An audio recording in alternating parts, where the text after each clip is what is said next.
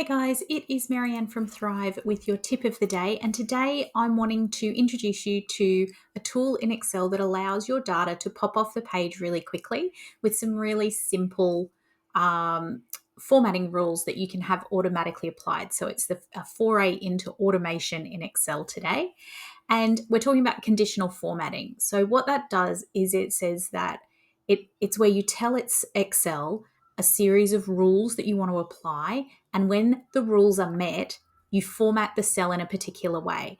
So the example I'm going to show you today is where we've got our very familiar names and they've sat a test of some sort, or they've been assessed and they've been given a result. And what I want is for all of the high distinctions to stand out, because the people who received a high distinction are going to get a special invitation, as an example.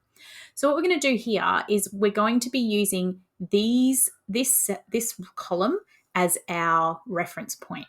So from the Home tab in the Style section, now when you have your screen open full length on your desktop or even on your laptop, on your device, this will be further along. Obviously, this will be pushed out, but there's a section called Styles. You can see it's about halfway across, and you'll have a button that looks like this one, Conditional Formatting. So what we're going to do is I'm going to highlight this whole column, and we're going to go Conditional Formatting, and we're going to use the Highlight Cells rules.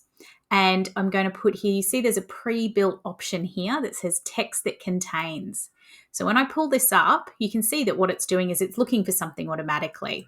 So I'm going to choose when we have text that contains high distinction. So I can do that, or I can literally type the text, okay, which is what I'll want to do, because if things change, I don't want it referencing a cell. And I can choose an option here, or I can custom it. So there's a traffic light system. I'm going to do green fill with green text so it stands out, and go OK. So you can see we've got two high distinctions. Now, if something happened and we went back and went, actually, she really just gets a distinction, if I change that, the color goes away because it no longer meets the rule.